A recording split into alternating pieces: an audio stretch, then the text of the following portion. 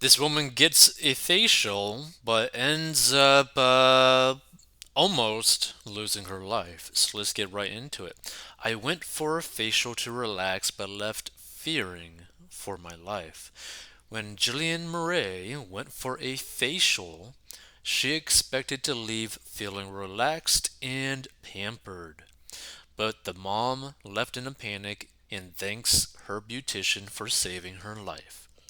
Lee Murphy, 41, noticed that Murray, 62, had suspicious marks on her chest while treating her client in October 2021. Murray had noticed the blemish herself in June but says she was relieved when a doctor told her it was nothing to worry about. However, Murphy warned her client of 6 years that she should get a second opinion. Murray from Cairns, Australia said it looked like a red bruise. As soon as she saw it, she said, I need to get it looked at as soon as possible. Prior to that, about 6 months before, I saw another doctor and they told me to put a cream on it and said nothing to worry about, it's fine. The mom of one, who owns a child care center with husband, Paul 58, immediately made an appointment with a skin specialist.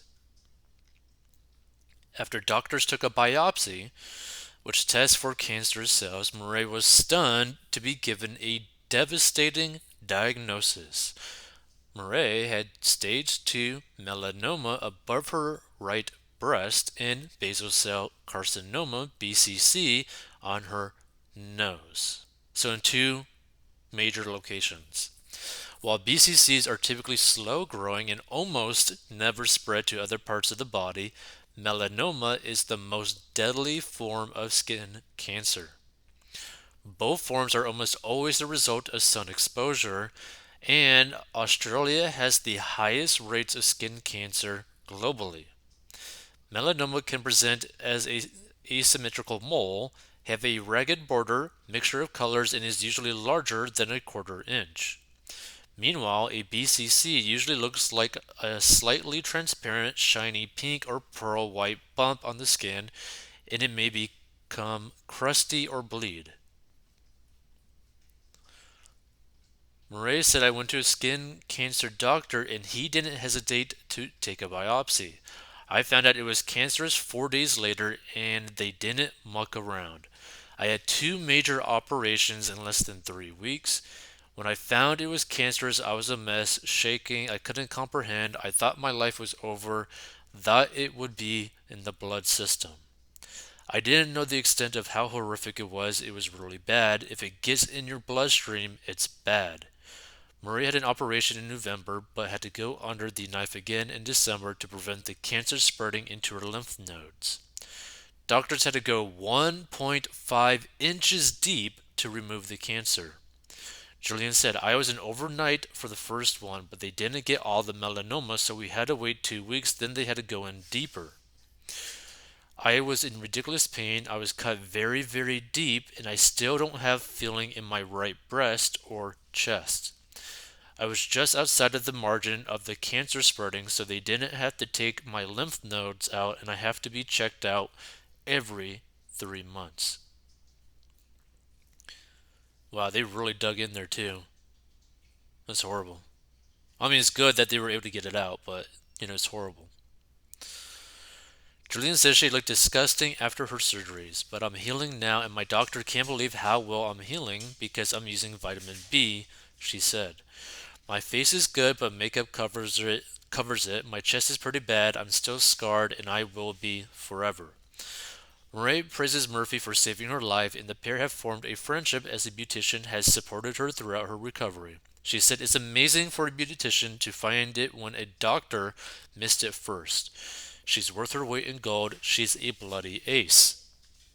I'm a very lucky lady. Without her expertise, I wouldn't be here, and my doctor said I won the lotto with her. When I tell her she saved my life, she gets goosebumps, she's overwhelmed, and she's so pleased that her training has taught her what to do. I've been seeing Leah for a few years. She went over me like a fine tooth comb. I brag about her and tell people to go and see her because she does her job and she's very caring. She's very professional. I've probably sent a good few people to her.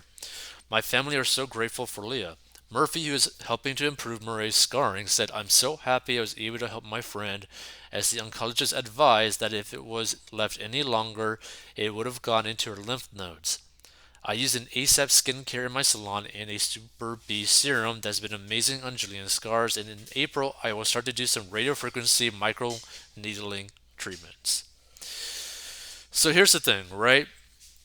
And the most important well, there's a few things that are very important about this situation, right?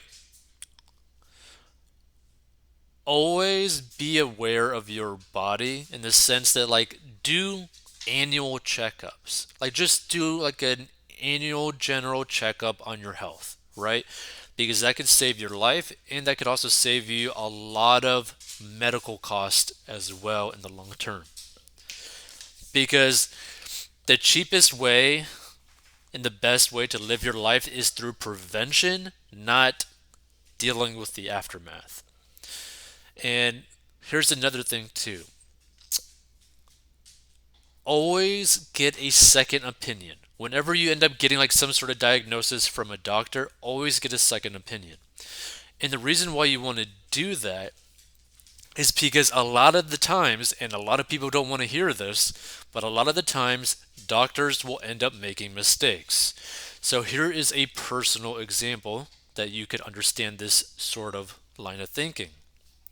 I have a family member that was dealing with breast cancer, very serious forms of breast cancer, like life threatening breast cancer.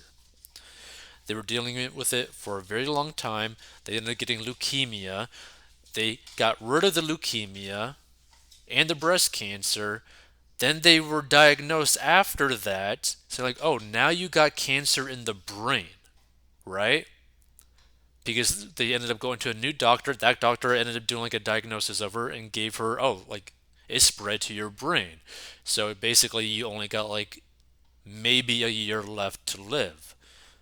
But they ended up basically doing another checkup and found out, oh no, it was actually a false test. It didn't actually spread into her brain. She was actually in remission. There was no trace of it, right?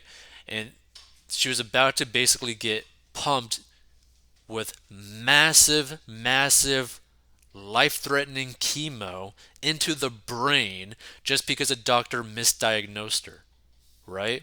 After already dealing with massive amounts of chemo to get rid of all the other cancer. So, this is something that you really need to understand is that don't just trust a doctor's first diagnosis. Always get a second opinion. Maybe even get a third opinion because you do not want to make like a 100% bet. You don't want to like put everything on black, right? You don't want to put everything on red, right? You don't want to do that. You want to get as much information as you can and then make a decision because it could end up saving your life, right? And here's the thing, right? Yes, the scarring is going to be something that is going to take a while for her to go over, right? And honestly, from what it was, right? From like what she had right here, like this cutting, the scarring right here, right? To where it looks like where she is so far, I think she looks amazing right now, right? And she's going to continue to look better. There are definitely different things that she could end up doing to like treat with the scarring. And the cool thing is, she could end up having a very long life. And I hope she does have a very long life. But I think a lot of people could end up like stumbling upon this story and learning that, one, don't ever give up. And then two, always do your best to do like annual checkups for your health. Just an all purpose checkup. Get your blood work done. Maybe check to see if you have potentially any sort of form of cancer, right? Breast cancer, especially if you're a female, prostate cancer if you're a man. Like, just do like an annual checkup, right?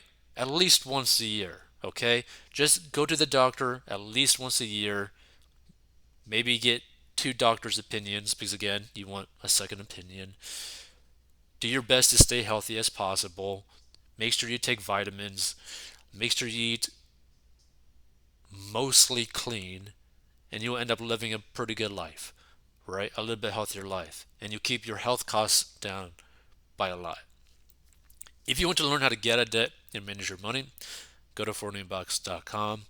And I hope that other people who might be dealing with similar things like this or have dealt with something similar to this, that you just keep on going, living your life, doing the best that you can. Because no matter who you are, dealing with something like this can be brutal mentally, not just physically. Like a lot of people understand the physical damage that is done by, you know, removing of cancer, but a lot of people don't understand the mental damage that is done by something like this. So just keep that in mind.